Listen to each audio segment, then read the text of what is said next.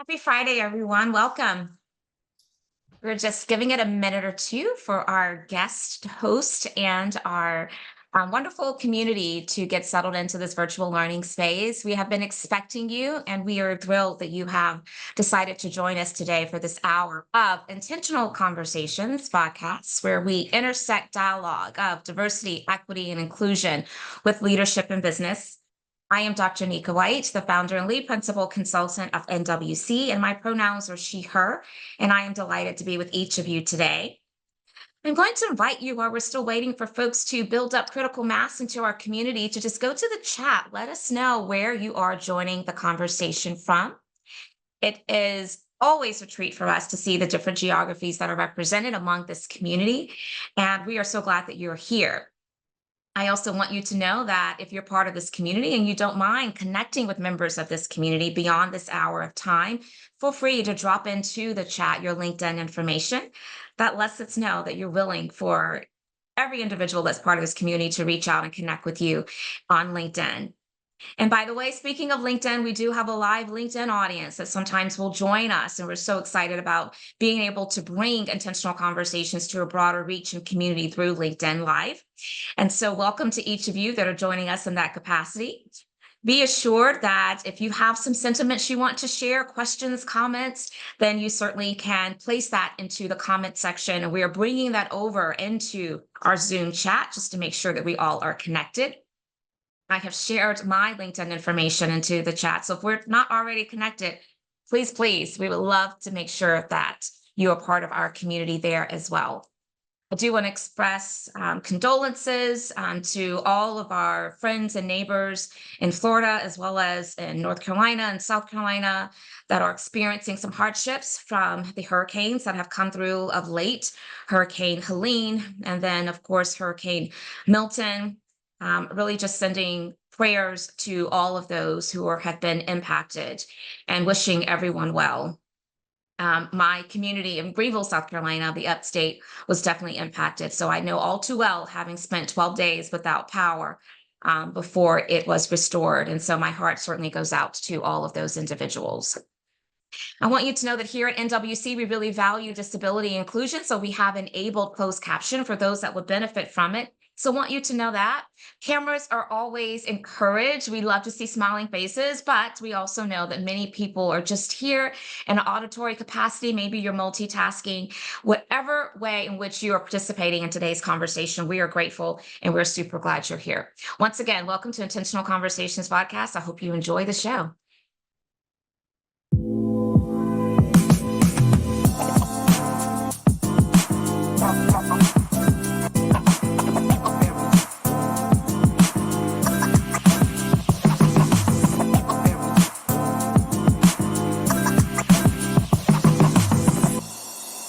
Let the conversations begin, indeed, and that is precisely what we're about to do. If you're just tuning in, this is Intentional Conversations VodCast, and we are so glad that you are here with us today. One of the things we always like to do to kick off our podcast discussion is just to remind us of some of the national observances that are taking place. And so there's a lot going on between September and October, but National Hispanic Heritage Month, it started the 15th of September, and it runs through October the 15th. And so we want to make sure that you all are aware of that. Do what you can to build up your cultural humility and understanding of the Hispanic community, and make sure that you're being an ally so that that community knows that we are really appreciative of all of their contributions and glad to have them as part of our world. I also want you to know that October is Global Diversity Awareness Month. And so when we think about diversity, we have to consider that different global markets, they have different circumstances that they may be leaning into relevant to the issues of diversity. And so let's realize it's not just about the US, it's also much bigger, and it's a global conversation that's being had right now. October is National Disability Employment Awareness Month, and I am so excited because I believe that there's not enough attention and conversations being had around ensuring individuals, people with disabilities, can be gainfully employed. And so there's both visible and invisible disabilities, and many of those individuals who fit into those categories are able to contribute at great lengths to different organizations. And so let's make sure we're amplifying this message throughout the month of October and every month. Now, October 14th, very specifically next week, we're going to be recognizing Indigenous Peoples Day. That's really important. So I want you all to be aware of that observance as well. And again, do what you can to be on your personal learning journey to just understand more of the challenges of the Indigenous people and also more about their contributions so that we can stand in solidarity with the Indigenous people. Now, at NWC, we have a lot of resources that we like to share and make available to our broader community so that we all can together deepen our learning and understanding of all things related to diversity, equity, and inclusion. And so we release content every single month. And the most recent content was a blog article that we're going to place a link into the chat. It is Racial Trauma in the Workplace, Manifestations and Support Strategies. So if you haven't already checked that out, I encourage you to do so. Now, another resource I want to make sure you are aware of is that we have 4 LinkedIn learning courses that I am the instructor of that we have released. And the most recent one is Addressing Hate Speech in the Workplace. That is now available. It has been available now for a couple months. And let me tell you, there's no greater time for us to lean into upskilling our colleagues, our employees around how do we have civil discourse, especially during a time where we're in the midst of high stakes elections. And it's the time of year where stress can be really high because this fourth quarter, we're trying to meet all those end of year goals. So it is appropriate for us to know the difference between free speech and hate speech. And my course does precisely that. So I hope you'll check that out and share it with others in your network. Now, if you enjoy intentional conversations, but you know that you may not always be able to be a part of the live podcast community, or maybe sometimes you don't want to just go back and catch the replay, which that is available as well, but you want to get your content on the go. So if podcasts are your thing, not to worry, because we extract the audio every week from our podcast and we make it available in podcast capacity wherever you like to get your podcast content, which again, we've listed some of those available platforms on the screen. So check us out there as well. Now, as we get close to winding down 2024, we are looking ahead to 2025, and we are now booking co-hosts for Q1 of 2025. So if you know of someone that would be a wonderful addition to our podcast community as a guest co-host, you know what to do. Contact Amora Carter, my colleague. Her email is simply amora@nikawhite.com. We love hearing from you. Many of our guests that have been on have come because you have put them on our radar, and we appreciate that partnership. Now, I want to tell you what you have to look forward to in the upcoming weeks as we close out February starting next week. And I'm so excited because Sima Limberman is actually going to be our guest co-host. And we're going to be discussing her podcast, which is called Everyday Conversations on Race. We also will get into cross-race conversations on race and what both sides of the DEI issue get wrong. So I'm intrigued. I hope you are too. Join us so we can hear what Sima has to say on October the 18th. And then following her, to round out the end of the month, we have Rochelle Unin Montgomery, and we're going to be discussing creating cultures of belonging. No one can show up at their best if they're always questioning whether or not they belong. So that will be a topic that we will address. We'll also talk about overcoming conflict avoidance. Healthy conflict is healthy conflict, and it should not be avoided. Healing from burnout, and also the reset framework, which Rochelle will tell us all about if you join us on October 25th. Now it does me great pleasure. We're at the point in time where I have the great honor of formally introducing today's guest co-host. And I always like to make sure that I'm reading the person's full bio because it's important for our community to know the accolades, the credentials, the experiences in which our guest co-hosts are showing up to the conversation with. And so today I am pleased to be providing a formal introduction of Carolina Barsa. She is the co-founder and the chief innovation and brand officer at FitBiomics, leading the translation of cutting-edge microbiome technology into commercially viable solutions to optimize health and longevity for everybody. She has been integral in FitBiomics' success, leading the product development of 2 disruptive innovations to date. Bridging the gap between science and business, she has maintained significant consumer retention while in a test phase with direct-to-consumer sales, driving revenues in a scalable and sustainable manner. Carolina has a track record of successfully creating and growing purpose-driven brands that have a positive impact on society, empowering people to take charge of their well-being. She has driven innovation, insights, brand positioning, consumer engagement, and go-to-market strategies for leading global CPG companies such as Mars, Danone, and Unilever, as well as disruptive emerging brands. Carolina holds a master's in engineering from Worcester Polytechnic Institute and an MBA from Duke University, where she concentrated in marketing and social entrepreneurship. She enjoys hiking, biking, and traveling the world, in addition to mentoring and promoting women in STEM fields. Really important. Having struggled with gut issues impacting her health, she is determined to help everyone realize the power of the gut on holistic health. And so help me right now, each of you that are joined with us, find those emojis, those words of affirmation, those reactions, and let us give a warm welcome to Carolina Barsa. I'm going to stop sharing my screen so that I can bring her into the spotlight. I'm going to add her now.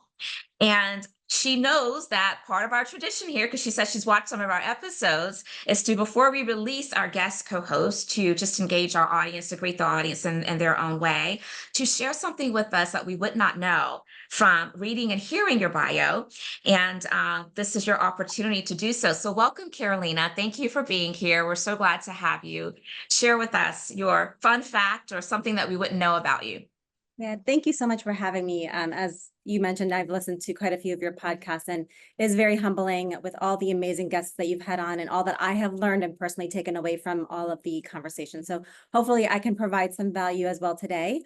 Um, so my fun fact, or something that people might not know, is that I learned English from Sesame Street and Mr. Rogers.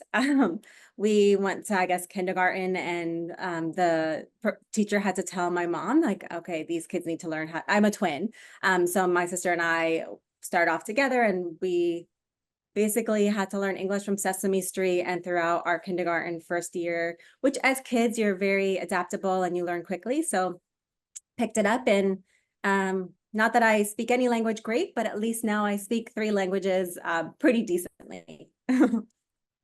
That's fantastic. So tell us what your native language is, and also give us the other languages that you speak.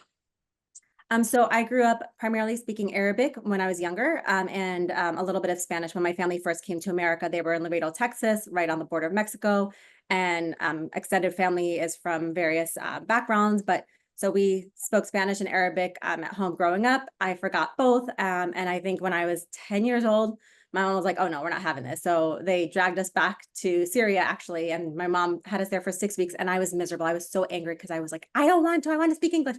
But lo and behold, I picked it back up, and now I can understand and speak very well. Great, fantastic. Thank you for sharing that. So I am big on storytelling, and I've shared this with our community on many different episodes. I think that stories help connect us. They deepen our empathy and compassion. They help us to have greater understanding of someone else's lived experiences.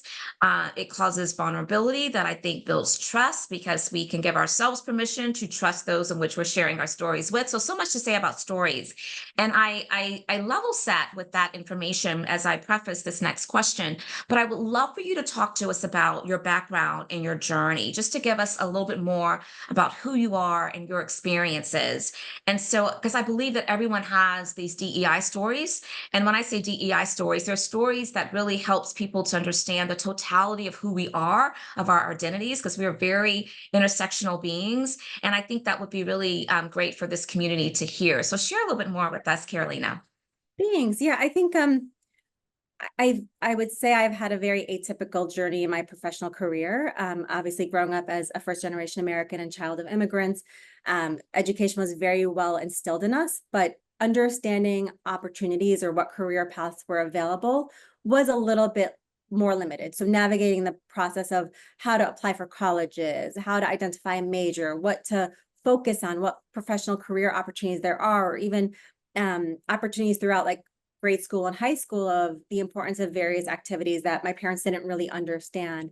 And so it was just a lot of trial and error, navigating to figure out my own way into how to apply for college, and like preparing for this journey. And I think what that allowed me to do was, in college, for example, I had a guidance counselor that basically was like, well, you're great at math and science. You should do something in engineering. And so it was one of the things like, I am naturally very good at math and science. Like it's how my brain operates. I'm very analytical. I love problem solving. I love understanding how things work. But I went into the career not necessarily having a passion. And I think it's okay to understand that, sometimes you discover your passions throughout your adulthood. And it's not always very obvious. When I was a kid, I was like, I want to be a doctor. And then I wanted to be whatever I saw on TV because that's what I Right. knew. And I think just, living my years as an engineer, I learned so much. I don't regret that experience at all. Completed a master's degree in engineering, but realized I was not happy or passionate about what I was doing. And so that's why I went back to business school and was able to really tap into what I did enjoy, which is thinking about how people think and the consumer insights behind what drives people or how people use different products or technologies or anything of that nature. And that's really what led me to transition into more of that brand strategy business side of my world. And even in that journey, being able to take chances and have a very atypical career. I started off in a leadership development program with Mars, which was a great foundation for me in my career, but allowing me to take that and then transfer that and those knowledge and learnings into my next role, and then taking risks. I had a recruiter reach out to me about an opportunity at a agency, and I was like, I've never done the agency work, and I love being creative because I always used to draw and write and dance. And so I was very much in the artistic space. And I was like, that gives me a chance to tap into my creative side. And that's where I started really starting to understand how being open to different conversations and opportunities allows you to take risks and experience things that maybe you wouldn't have otherwise done. Because in coming out of business school, my journey was like, okay, I have to get this job and then get promoted to this title. Right. And that's not the reality of how things go. And I think having mentors throughout my career has really helped me understand that there are nuances. And I also am grateful that I've had a lot of friends, tapping back into the point of this conversation. Throughout my career, most of my friends, childhood, most of my friends were actually first generation Americans. So we all struggled Mhm. with this duality of, there is a financial reality. Like I need to be able to make money because I didn't grow up with that same financial stability. So my focus was like, how do I make sure I'm financially stable and I am self-sufficient and I Mhm. I have a leg to fall back on. So there was certainly that driving factor beyond passion, but also navigating the professional world when you have other friends who experience some of these dualities and these conflicting emotions of where you fit in and how you communicate in the workplace versus at home, and understanding nuances within language and how that impacts how you communicate with others. And then there's also the gender aspect of it, right? Like Right. I I was I also fell very true to the victim of gender roles and like, oh well, as a female, then I'm supposed to do this or I'm supposed to do that. Sure. And so while I'm very independent and very, I would say probably a rebel relative to like gender traditional norms, I definitely struggle with this mindset of the guilt of not playing some of the parts that are expected, and trying to navigate that world. So a very long-winded conversation to say that I've taken various risks in my career to be at the point where I met my co-founder. We had a conversation and I was like, this is something I'm passionate about. This is an area that is really meaningful to me. And being able to help build this business for the last 6 years was possible because I took risks, right? I like took Mhm. chances that were not what society would deem as the ideal path to growth. Yeah, no, thank you. Thank you so much, Carolina, for giving us kind of that context into your lived experiences. So a woman in STEM, that is definitely to be celebrated. First gen American, immigrant parents. There's a lot to navigate. And what I appreciate about is you were sharing your stories that I think that it gives the rest of us who are not, first gen Americans, where we don't have immigrant parents, to understand the complexity sometimes that those individuals like yourselves having to navigate, just to the learning curve that's there, right? To be able to live and survive and decide what your livelihood is going to be, what paths you're going to take. And so hopefully that deepens our context to be a bit kinder, a bit more just knowledgeable about how we can lean in and and help direct and provide resources where appropriate. So I want to talk about your business because And your products are not just products. I mean, obviously they're products and they serve a very important role. And there's a, personal story behind it in terms of your gut health issues that you encountered.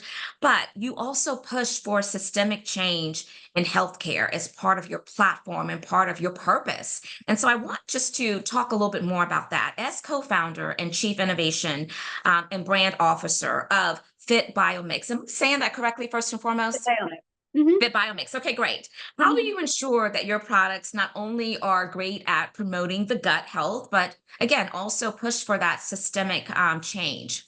Yeah, I think there's a couple of factors that go into that. One is the importance of diversity in leadership and in thoughts and in backgrounds, right? And so you think about Yeah. the team, I'm really proud that we do have a very diverse team. A lot of the people involved in the initial startup of the company, Jonathan came out of Harvard, and so there's certainly a Boston-esque kind of Harvard-esque expectation, but he grew up in New York City and had connections and friends and networks with really diverse people. And I think that really influenced a lot of the friendships and professional connections that were integral in helping start the business. And so I think as we think about our leadership team, our extended team, we have a lot of diversity, whether it's um, sexual orientation, racial backgrounds, women, men. So we make sure that we're incorporating diversity and we're incorporating equality across the board in terms of people having the trust and the security to be able to speak up and voice opinions and everyone being treated equal. Me as a founder does not have a higher say on anything than our most junior person on a team who's driving huge decisions and playing a critical role in a lot of our paths moving forward. And so that diversity also helps influence. I think when you think about healthcare specifically, the sad reality is, and maybe just taking a step back on how FitBiomics operates, our vision is all about looking at studying the most fit and healthy people. So traditionally, when you think about anything that's in the health and wellness space, you're looking at disease and trying to fix it. What we're doing is saying, no, we're going to look at these people who are really thriving, these people who are the epitome of health and wellness. So these elite athletes or whatever phenotype we want to study, and Mhm. we're identifying what is unique in them.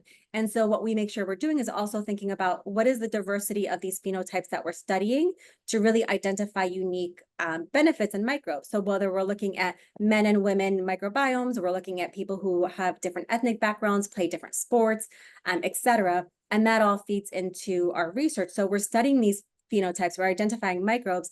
And then what we're doing is rather than taking a very pharma approach and many years, 10 years, $10 billion to bring a drug to market, we're going the consumer route, but we're still taking a very pharma approach in the research and the quality of our evidence-based research to bring Mhm. products to market, but then making them accessible so everyone can benefit. And that really feeds into our mission and value system around making generational health accessible to everyone. So this idea of democratizing health. So it's not just the elite who can access or, overcome some of the hurdles in the healthcare industry, which I can speak to, especially when you think about the realities of um, minorities, women. When it comes to healthcare, you have a higher chance of staying sick longer and dying from diseases and Yes. generally sicker, right? And so there's all these factors that we need to overcome. And so by studying diverse groups and then also making sure that when we have our finished product, we're assessing how they benefit diverse groups through these open label, larger studies to understand feedback and make sure we're listening to feedback of different consumers. And I think it goes full cycle now, because from the insights and understanding the pain points and the needs and the mindsets to be able to Right. really tap into what we're developing from an innovation perspective, all the way to how you're getting into the hands and driving awareness and education so people know that these solutions exist, and that they're affordable and that they're attainable. And that's really Yes. important. We're still very early as a startup, but because that's basically the core of how we've built our system, our business, it allows us to really, in the future, make sure we're set up for that, for addressing systemic change. And as we grow larger, being able to drive more influence, even as how we think about things like policies and just regulations that impact various Right. conditions. Right. So what I'm hearing is that while this is definitely the science behind FitBiomics and how you all show up with your product and and make sure that it's accessible and that it addresses all of the different dimensions of diversity. Part of also what you are wanting to accomplish is to impact systems in general, to think more intently about some of the things that you all have, you naturally kind of gravitate to because you know the importance of it, which I love that. I think that's really critical. So tell us a little bit about your latest products. And I know that there's one that focuses on fighting fatigue and enhancing endurance. And so tell us about that product. What makes it unique and how does it align with your mission of promoting holistic health? Yeah, I think maybe just even to start, if we think about the reality of health in the country, 60% of Americans experience a chronic disease, and it is the number one cause of death in America. Very Yeah. preventable. So we're talking about obesity, diabetes, cardiovascular disease, cancer, Alzheimer's, all these factors. And the sad reality is that minority groups actually over-index in a lot of these diseases. And there's Yes. various reasons for it, between the societal aspects as well as access to different aspects. But when you think about chronic disease, a lot of this is preventable. And we know that the gut as the second brain plays a really significant role in holistic health and longevity. There's a quote by Hippocrates that says, all disease begins in the gut. So when we think about it, 70% of your immune system, 90% of short chain fatty acids, 95% of serotonin, all of that is coming from the gut. So if you think gut immune, gut muscle, gut brain, it's really so critical that the gut is the foundation. And that really sets the stage for our innovations. And so the product that you're mentioning, Vinella, is a microbe that we identified in endurance athletes. And what it does is converts lactic acid into short chain fatty acids. Short chain fatty acids are essentially like a hallmark for good health, and they basically are the powerhouse to your mitochondria. So as we think about health and wellness, making sure that we're able to promote this level of health and wellness from the cellular level, we're seeing that because of the Vinella's impact to really do this conversion, it's actually reducing overall fatigue. We're seeing improvements in endurance and recovery. We're also seeing things like motivation to exercise more. And it's doing this through a gut muscle and a cellular level and gut immune. So we see reductions in inflammatory cytokines as well. And so all of these factors are really supporting longevity. And as you think about fatigue, the reality is, especially post-COVID, the amount of people who have chronic fatigue Yeah. syndrome, long COVID symptoms, most diseases that disproportionately impact women have fatigue as one of the key symptoms. And so this is a significant issue that I think we need to really think about. 45% of the population is experiencing fatigue. And so how do we Mhm. really help address that? And then if you think about beyond addressing the fatigue aspect of it, this idea of being able to get people to exercise more and this motivation to want to move more and exercise as medicine is really powerful, because then it feeds into things like obesity, diabetes, cardiovascular disease. And so it really creates this long-term preventative approach. And we know the reality is people don't trust pharma as much as they used to. There's a lot of skepticism. And so people don't know who to trust or what is safe and what isn't. And so people are looking for more holistic preventative care measures. And unfortunately, we need to get people healthier before they get sick, because especially for minorities, there's a higher risk. Women, it takes on average like 10 years to get diagnosed with something. You think about cardiovascular disease. For women, the symptoms present very differently. Diabetes, obesity, all cancer, a lot of these things are harder to detect. And so there's medical bias that just leads to poorer outcomes for a lot of women and ethnic and racial minority groups that could be preventative if we can Yeah. educate people, but also keep people healthier from the get-go. Exactly. So preventative, keep people healthy from the get-go. That's really important, especially when I think about the burnout culture that we are hearing and experiencing, many of us a lot about these days. I think that it's critically important for us to really lean into what are some of those products that will allow us to fight the fatigue and to be able to endure. I did a sidebar. I did a bar class this morning, 60-minute bar class, and it was incredibly hard.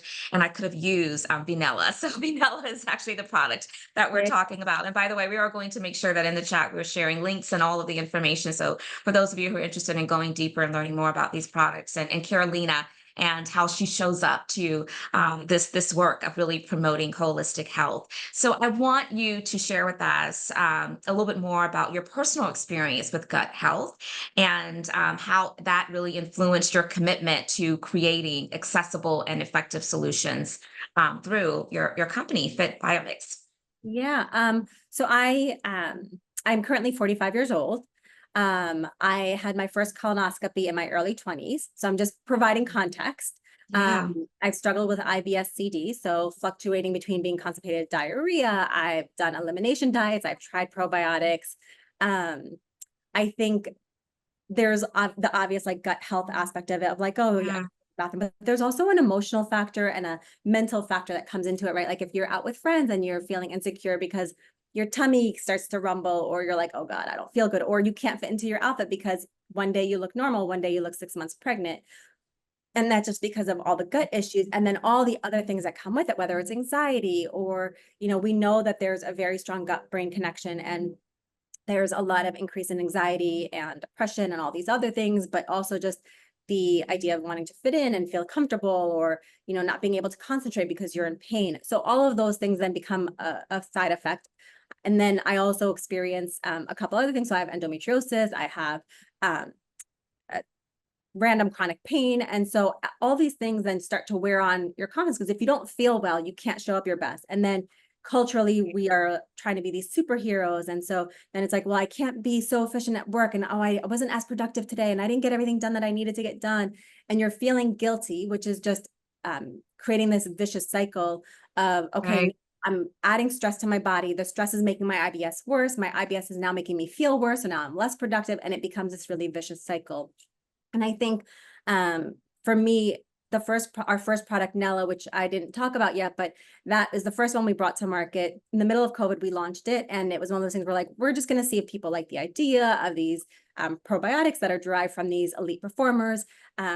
How do people respond to it? What are the benefits they experience? And what we found is that people didn't just experience improvements in digestion, but they had all these other benefits. So we took that, we did a clinical study, and we were able to see and validate that we saw a 69% improvement in sleep quality, a 37% improvement in digestion.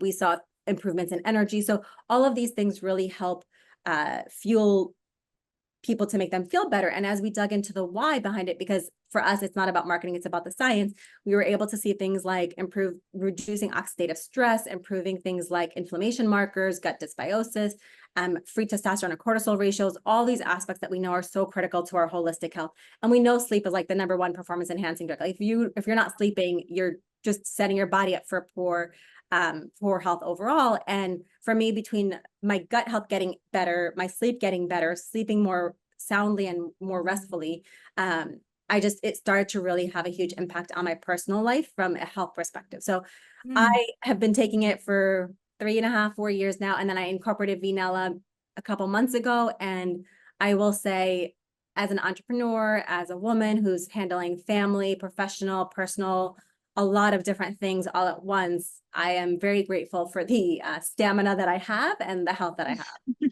And I know Nella and Vinella play a big role in that. Yeah, no. Well, we are so grateful that you shared that with us, and that you are seeing brighter days with your health because of again the science and the products that you and your partners are coming up with. So I want to talk a little bit about the importance of closing the gap in healthcare accessibility. Of course, I know that's something that's really top of mind for you, and it should be for society at large. And we are seeing the conversation continue to occur, but we need more of it. So, how can other companies, other organizations who are wanting to kind of follow suit to what you all have done with FitBiomics, how can they help promote more equitable healthcare solutions? Yeah, and I think being very intentional about the word you're using, right? It's not just about equality, but equity. Yes. I think is very important to distinguish. I do think it comes from a few areas. I think one is certainly having more diversity in leadership and decision-making seats to really Yeah. influence how you're considering the products you're developing, the way you're communicating with the communities, the partners that you're engaging with. And then I think separating out there's a lot of marketing fluff and there's a lot of information out in the universe. It's very saturated. It's even overwhelming and hard for me sometimes to differentiate between what's valid versus just misinformation or marketing or, Right. mongering. And so I think continuing to really be intentional about how you communicate transparency in the research, the quality of the products, the testing that's been done, and being able to make that very much public. So we, for example, at Right. FitBiomics, we go above and beyond. So there aren't there's regulations, obviously, but you don't have to have FDA approval. You don't have to do third-party testing. There are certain quality testing that are mandated, but there are others that are not required Right. for you to do. We make sure that we're doing extensive testing from a quality, purity perspective. We also do extensive testing on our finished product from a clinical study perspective. And so we're not spending all of our money on marketing. We're spending it on the research and the testing and the validation to make sure that we have these right products that are delivering on the promises that they are making. And then we're making sure that we're incorporating diverse groups of people into the research. So if you think about it, the reality is, I mean, most research has been done primarily on, like, especially if you think about genetics research and the medical research, it's been done on European white men. Mhm. Men are not the same as women, and white men are not the same as other diverse groups, and especially, like, I Right. think as a Black woman, you actually are more likely to die in the hospital than a white man from the same exact conditions because of not just it's improving, but there's a lack of awareness on how to identify certain symptoms and recognize that things just present differently in different ethnic groups. But also there's unfortunately a bias around how you're given care. And so making sure that that bias is like, oh, well, you're being dramatic, or you're not really in pain and you're fine. And so a lot of these biases, unfortunately, don't help the situation. So I think continuing to drive more education on research, but also education on how to identify different symptoms, different needs, and develop different innovations. So that way we can provide solutions that are helping a diverse group of people, and we're making them accessible. And so, for example, another thing we do is, in addition to all the testing and making sure that's with diverse groups, where we partner with different foundations or groups around, like, urban health, or trying to create more education in inner city environments where we can help people understand the power of preventative medicine and health, and people who have the resources create these educational tools and connect with these communities can drive more impact to create awareness. Yeah. No, I absolutely love the intentionality of which, you show up to this work. I think it's incredibly important, and I hope that others are taking lessons from what you all are doing to be as inclusive as possible. So thank you so much for that. So this is the time where I will invite the audience. If you have questions or comments that you would like to contribute to the conversation today, you can do so. If you're part of our Zoom community, simply use the raise hand feature that lets me know that you are willing to be invited to unmute yourself and share. And if your camera's on, I'll also add you to the spotlight. If you're joining us from LinkedIn Live and you have a question, just go to the comments section. My team is watching that closely, and we'll bring that over here, and we'll address as many of those comments and questions as we have the time to do so. So while maybe you're percolating, I do see there's a question that's already into the chat, and I also have more questions, so we'll definitely be able to fill up our time. But I want to go ahead and address the question that Jeanette has. So Jeanette, thank you for being here, and thank you for your question. Let's see. As a woman about to turn 60 and a recent cancer survivor, I am experiencing a lot of fatigue. Is age a factor, or will this product still help me? She says, I am intrigued. Yes. So I love this. I talk a lot about menopause, and just even the role of menopause symptoms, and how our products are helping. We have quite a few women in our group, whether it's our advisory group or our customers, that are post, and perimenopause and postmenopause stages, and they have all found amazing benefits. And so when you're thinking about, especially from a menopause perspective, your estrogen is declining, you have a lot of hormonal fluctuations, and your gut is a very big receptor of where a lot of these hormonal fluctuations and imbalances stem from. And so in general, I think there's an interesting comment in it. Okay. We got it. Keep going. Um, so in general, a lot of these hormone fluctuations are impacted through the gut microbiome. And so getting your gut microbiome holistically in check is very important, because you're going to also notice that things like digestive issues, hot flashes, sleep disturbances, a lot of these that come with menopausal symptoms are because of your hormones getting really imbalanced, and your gut plays a key role. So with the Vinella, the way it's working, for a lot of women who are experiencing these post-fatigue menopause symptoms, they are finding that it's helping them significantly. And so you can see that from a mitochondrial perspective, you can actually start to repair the mitochondria through improved gut microbiome and the short chain fatty acid production. So doing that, then also it creates a domino effect where it'll give you more energy to move more and exercise more. And that movement also will help with some of the menopause symptoms and help with things like muscle atrophy and bone loss, et cetera, as you go into these menopausal stages. And then also from a brain health perspective, movement helps. So for menopausal women, I think both products are great, but Vinella definitely will be very, very helpful for you. So even though I know that question was for Jeanette, thank you for asking the question, because many of us, I'm sure, probably like really leaned in once we heard the word menopause, because we don't talk about it enough, but we should. And I know my antennas definitely went up. And so I am even more excited to try the product, just so that I can see how it's, maybe benefiting me while I'm navigating those days as well. It is So menopause month also. yeah, say that again, October, please. October is Yes. menopause month. Yes, yes, yes, yes, absolutely. Thank you so much for bringing that to the conversation. Yes, and it's not something that we talk about enough, and I think that we really should. So, question. This is from Connie. I take daily supplements, vitamin C, D, etc. Can she also take vanilla at the same time? Yeah, so I think what's really important, when you think about your health and all the vitamins that you take, it doesn't matter how healthy you're eating. If your gut microbiome is not healthy, all the your gut basically plays a key role in how you metabolize protein, how you metabolize just different energy sources. And so as you think about the importance of being able to absorb the nutrients from your food and from your vitamins, having a really strong gut microbiome is going to be important. And so taking Nella or Vinella, depending on what your other symptoms are, or taking them both, they really work very synergistically together. But they can actually be very complementary to all your other vitamins, and make sure that then you're able to absorb the right nutrients from the food and the vitamins that you're taking.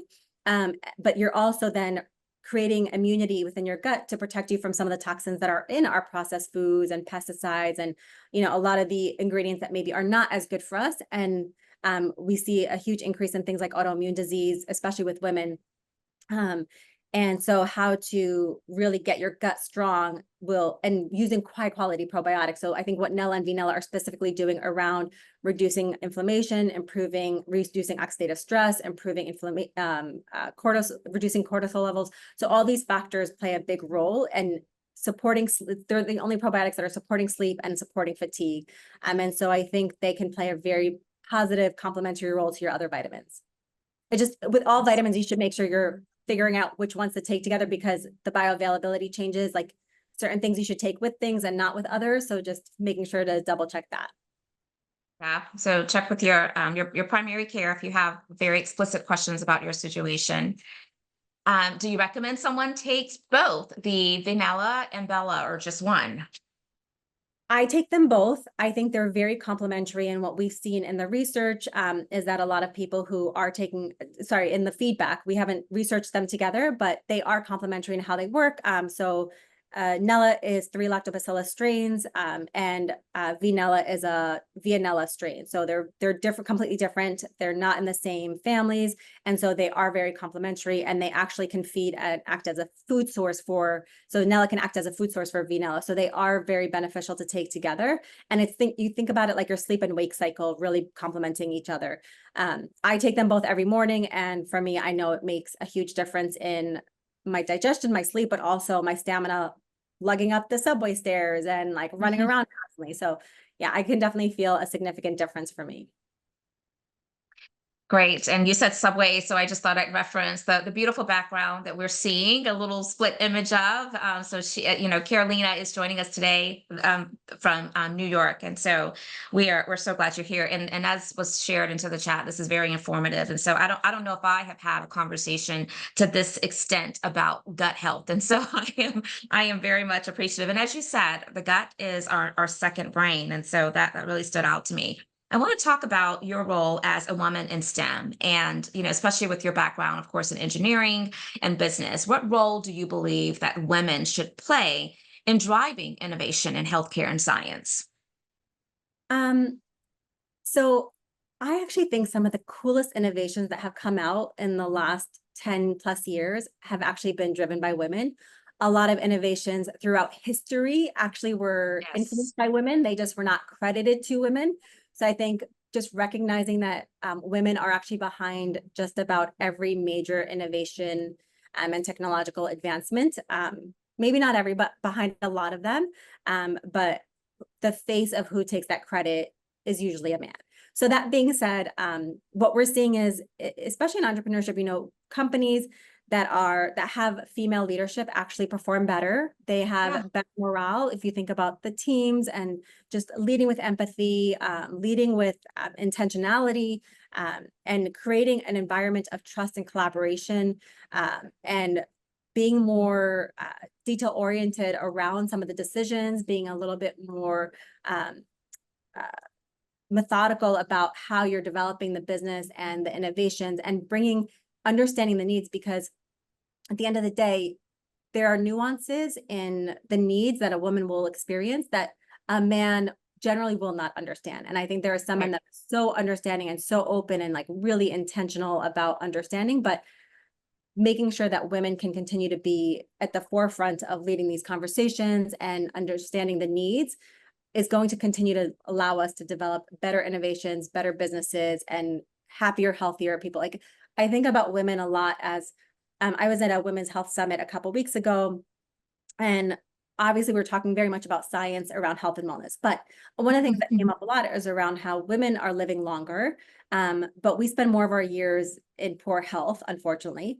Mm, And the reality is we are the caretakers for everyone around us, whether it's yeah. professional or personal level. We're often the caretakers. We're the ones who are helping make sure our spouses, our parents, our children, whoever are really being taken care of and getting a lot of their needs filled. And oftentimes we're neglecting to take care of ourselves.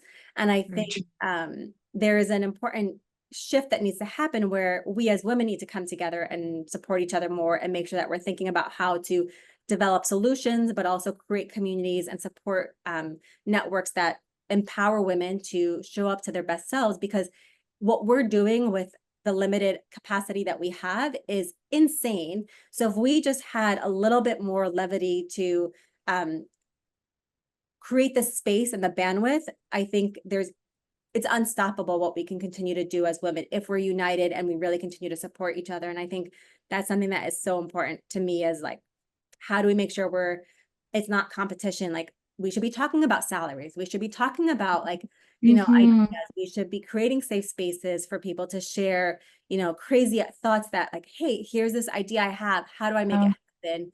And then, corralling and getting people the connections and the just resources to be able to then turn that idea into a reality. And that's where I think real innovation can happen. so well stated. And I completely agree with every single bit of that. And obviously, your passion shows through around this topic. So, if you could share with us some of the personal habits and strategies that you specifically employ to promote gender equity within health and science. So some of the things that I've done obviously is making sure that we have that representation on our team. I Yeah. do think it's very critical that we have gender, sexual orientation, racial backgrounds, diversity in our team, and the women are all given a very safe environment to be empowered to speak up. Um, I think beyond our team, making sure that I'm doing whatever I can to personally create awareness whether it's getting on podcasts or speaking at different events or going to different communities where we can help other women and groups understand the power of their health and their well-being and how it's all connected. So I do try to engage quite extensively with a lot of these conversations. And then also for me, leveraging my mentor network has been really important. And I think I have had my own struggles and, imposter syndrome, or just not knowing, is this the right decision, or I feel bad about this, Right. or I'm struggling with the guilt of XYZ, and having people that I can speak to and get that own perspective and take the time to self-reflect and step back and understand the power of what I've accomplished, I think is really difficult but necessary to do, and recognizing that I can't give to others if I'm not taking care of myself. And it's something that I struggle with. It's to this day, I'm a giver. I always want to help. I always want to do stuff. Yeah. And making sure that I'm taking the time to recharge my own battery so I can give the best of myself to the business, to driving change, and to really thinking about how we continue to drive impact at a systemic level, and address both microaggressions and policy changes that need to happen to really support different people when it comes to their health journeys.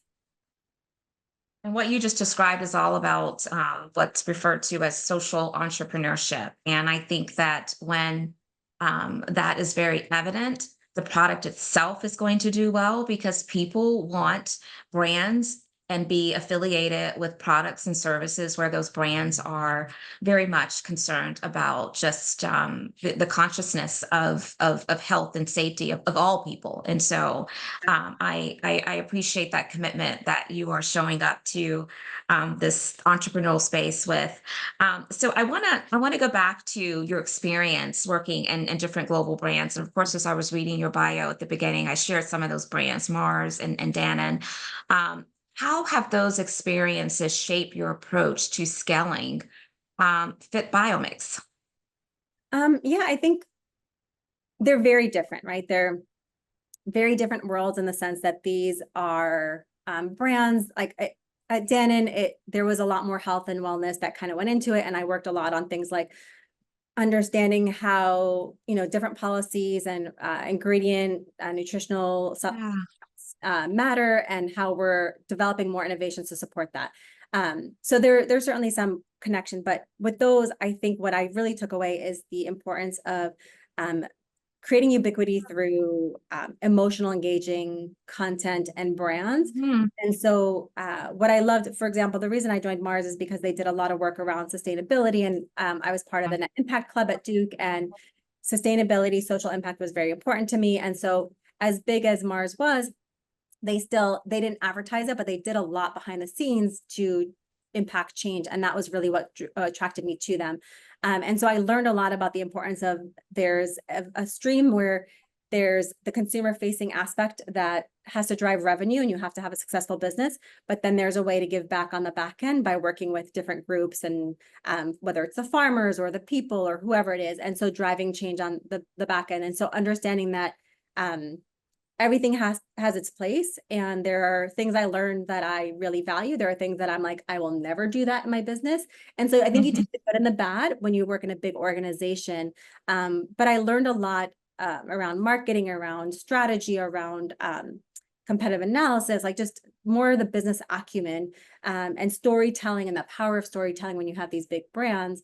And now what I do on the FitBiomics side is really implement a lot of the general learnings, but now make sure that I'm weaving in a lot of my passions to impact change in a way that is true to our integrity as founders. And, John and I, in the very beginning, every Friday we'd be like, okay, have we done anything we don't feel good about? Is our heart feeling like everything was good? I don't remember the questions we used to ask, but like, it was all around like the idea Yeah. us having integrity, that we feel good about what we did this week. We didn't do anything that we question or is immoral, that we are going to bed with our heads clear and our hearts pure around all of the decisions Mm. we made. And I think every decision we make is rooted in that integrity of doing what's right and feeling like you're driving and we're a small startup. We have limited funds, Mhm. capacity, but every decision we're making is putting us in line with our mission and our values, and that we're not doing anything that's compromising. We could have very easily been a 10 billion, raised millions of dollars and gone the pharmaceutical route and created therapeutic solutions because the technology is that robust. Right. Our conscious decision to not do that, um, and instead go the consumer route so we can drive this mission of creating accessibility around these really cutting edge technologies, then impacted our funding because now you're a consumer, you're not therapeutics, but consumers, investors are looking at you one way, whereas the pharma investors are concerned about your consumer business. And so this unique merger where we're bridging between pharma and consumer makes it more challenging, but we know what we're doing is for benefiting the larger population and to make these solutions accessible for everybody. They have therapeutic applications, and as we continue to grow, we're going to do more studies around the therapeutic potential for like for Nella and Vinella, and we have studies that we're looking to design, whether it's looking at menopause or long COVID. And so there are certainly a route to take, but we want these solutions to be so anyone can access them. You don't have to have tons of money to belong to some fancy wellness concierge club to get an IV drip, but you can, Yeah. it's not, and you don't have hours to go to the wellness center and do the IV drip or the cryotherapy, or, not everyone has those means. This is something that is accessible where it's easy, you can fit it into a busy day and it's affordable. And so that is, I think, the integrity of like making sure we're sticking to our values and making decisions based on what is important to us as founders. Yeah, that last statement really resonated with me. I have family members, close family members that rely on cryotherapy and the IV drips and all those things. And you're right. It is a privilege to be able to afford those things, And so I love the focus again on this social entrepreneurship angle of how do we make this accessible to as many people as possible. And we have shared into our chat information about special offer that you all can take advantage of. So make sure that you are grabbing that information and making sure that you are sharing it as well. I know I am super excited to try the product. And we're getting close to the top of the hour where we're running out of time, but I just want to take a moment to thank you, Carolina. I'm so glad that you were able to join us today. I think that as I consider all of the content that we like to share through intentional conversations, there's a broad variety of topics that we usually bring to our community, and this is one that we haven't touched on, but I think that it was necessary, and I think that it was very informative. And I'm hoping that some folks who are going to catch the replay or the podcast will be inspired by the commitment to, again, the social entrepreneurship and to doing things in a way that leads with great level of integrity, because we need more brands to be very much committed to those things. But I want to give you an opportunity to close this out in a way that feels good. We've talked about a lot, but I'm sure there's a lot more that maybe you're holding. So what have we not addressed that you have a lot of passion and energy around that you want to leave us with? Are there any upcoming projects or initiatives or anything else about what you all have on the horizon that you want us to know? Yeah, I think, honestly, just Nella and Vinella are very new to the world. We haven't really, we brought Nella a couple of years ago. Vinella, we soft launched just a few months ago. And so we don't have that critical mass of awareness. And I think our biggest priority now is how do we get this into the hands of more people and continue to do more studies to help people understand how they can really impact. And the more opportunities we have to educate people on the power of the gut, I mean, you have trillions of bacteria in and around your body, and you are more bacteria than you are human DNA. And so when you think about things like epigenetics and lifestyle and, how you can really influence your health and wellness through making lifestyle changes, our products are not magic pills, but they are strong supporters to help you create that habit of positive lifestyle changes. And I think Nella and Vinella have really transformed so many people's lives, and we are building an entire platform to continue to look at other innovations we can bring to market in the future to support other needs, whether it's mood or strength or women's health areas. And so I think the biggest takeaway I have is just we believe in the efficacy of our products and we stand behind that and we want everyone to try it. And we have money back guarantees. Like that's how much we believe in it. So I think for me, it's more just continuing to drive more support so we can continue to create more innovations and really change how we look at healthcare and how we look at preventative medicine and longevity. We want to improve health span, not lifespan. Like we don't need you to live longer and be sick and paying out the wazoo for a medical bill. Yeah. You need to enjoy and thrive in your life. Yeah, I love that. Health span and not lifespan. I love that. Thank you so much again. We really enjoyed your sharing your insights today, and I want to thank our community for joining us as well. If you have found this conversation to be useful, then definitely make sure that you're sharing it out with others. And we just appreciate you being here. Have a safe and wonderful weekend, and we'll see you back here for another episode of Intentional Conversations next Friday. Thank you so much. Take care. Thank you.